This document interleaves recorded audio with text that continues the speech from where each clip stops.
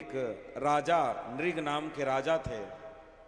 उन्होंने एक ब्राह्मण की गैया को एक ब्राह्मण को दान दे दिया था। उसके अपराध में वो गिरगिट बन गए थे और गिरगिट बने द्वारिकापुरी में एक कुएं में पड़े थे। ग्वाल बाल गए खेलने के लिए तो वहां खेलते खेलते बाल कुएं में चली गई। गए निकालने के लिए तो देखे तो विशाल गिरगिट। द्वारिकाधीश को बुलाए, द्वारिकाधीश आए, आकर के देखे तो विशाल गिरगिट उसमें भगवान का स्पर्श पाते हुए दिव्य शरीर धारण करके वो प्रकट हुआ। बोले तुम कौन हो? बोले द्वारिकाधीश मैं नृग नाम का राजा था। बोले तुम राजा होकर के गिरगिट कैसे बन गए? देख लो, जब वो राजा गिरगिट बन सकता है तो कर्म क्या नहीं करवा देता है, क्या नहीं करवा देता है। बोले तुम गिरगिट कैसे बने? द्वारिकाधीश ने कहा तुम गिरगिट कैसे बने, गिरगिट बनने का कारण क्या है? तब उसने अपने मुख से कहा एक ब्राह्मण की गैया मेरे गौशाले में आ गई थी।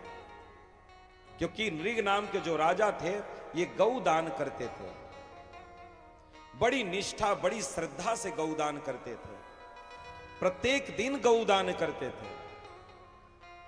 वो गैया एक ब्राह्मण को दान दे दिए और वो ब्राह्मण अपने घर पे ले गया, गौशाले में बांधा। तो जिस ब्राह्मण की गैया थी उसी का पड़ोसी था। उसने कहा हमारी गाय तुमको कहां से मिली? बोले हमको तो ये गाय राजा ने दी है। बोले राजा की ये गाय है ही नहीं, ये तो गाय हमारी है। बोले नहीं हमको राजा ने दी है। बोले चलो राजा के पास। राजा के पास गए। बोले आप हमारी ब्राह्मण देवता हमसे गलती हो गई, हम पहचान ही नहीं पाए, आपकी गाय हमारे गौशाले में आ गई थी, दान हो गई। राजा ने कहा इस गाय के बदले आप हमसे 1000 गैया ले जाओ। बोले गाय की बात नहीं है, आपने ये अपराध किया कैसे? दूसरे की गाय को आप कैसे दान दे सकते हैं? उस केस को पेंडिंग में डाल दिए, समझौता ही नहीं हो पाया। और समझौता होने से पहले नृग नाम के राजा का शरीर छूट गया। यमराज के पास गए। एक दिन चर्चा किए थे ना, जिस दिन आपके नाम को क्लिक किया जाएगा, मर के यहां से जब हम जाएंगे तो वहां जाकर के पूछा जाए क्या नाम है, तो आप बोलेंगे फलाना नाम है। जैसे ही आपके नाम को क्लिक किया जाएगा वैसे ही पूरी बायोडाटा आपकी निकल करके सामने आ जाएगी। आपने जीवन में कितना पाप किया है, कितना पुण्य किया है, वो सारा बायोडाटा निकल के सामने आ जाएगा और उस बायोडाटा के अनुसार ही आपको गति प्रदान कर दी जाएगी। जैसे बायोडाटा लिया जाता है ना नौकरी के लिए, बायोडाटा ठीक है तो नौकरी दे दी गई, नहीं ठीक है तो वापस कर दिया गया आपको। वैसे ही जानना, ये ध्यान देना कि जब आपका बायोडाटा खुले तब उसमें सब अच्छा ही अच्छा हो, अच्छा ही अच्छा हो। और अगर गड़बड़ निकला तो मामला वहीं बिगड़ जाएगा, सारा नशा उतर जाएगा उसी समय। 1 मिनट में, 1 मिनट में वहीं शांत हो जाएगा। और जिस चीज के लिए आप प्रयास कर रहे हो ना, उस चीज के बारे में अगर हम चर्चा करें तो बचपना पता नहीं चला मेरे भाई, जवानी भी पता नहीं चला, जवानी भी जाने वाली है।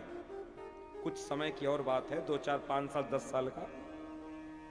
उसके बाद चेहरे पे झुर्रियां पड़ जाएंगी, हाथ की नसें दिखने लगेंगी, बाल दाढ़ी पक जाएगा, मामला खत्म है, खत्म है। और इतने थोड़े से समय के लिए आपने जो पाप किया वो आपको कई जन्मों भोगना पड़ेगा, कई जन्म भोगना पड़ेगा। इसलिए इस बात का ध्यान रखना हमेशा कि जब हमारा बायोडाटा खुले यमराज के यहां तो कुछ अच्छा भी हो उसमें, कुल पाप ही पाप न लिखा हो उसमें। और बंगाल वालों का बायोडाटा खुली तो कुल मच्छर मच्छरी आई। हाँ, फिर क्या होगा? फिर समझ लीजिए। फिर इसलिए वो अपने मुख से बोले, हमसे अपराध हो गया, ब्राह्मण की गाय को हमने दान कर दिया था और वो फैसला नहीं हो पाया, तब तक हमारा शरीर छूट गया, तब तक हमारा शरीर छूट गया।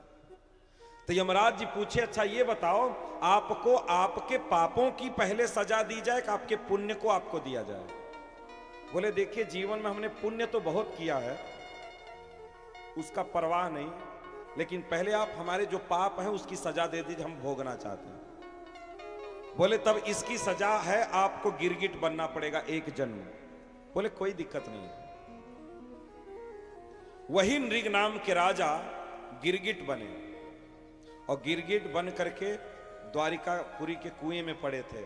भगवान का स्पर्श उनको मिला और वो दिव्य शरीर धारण करके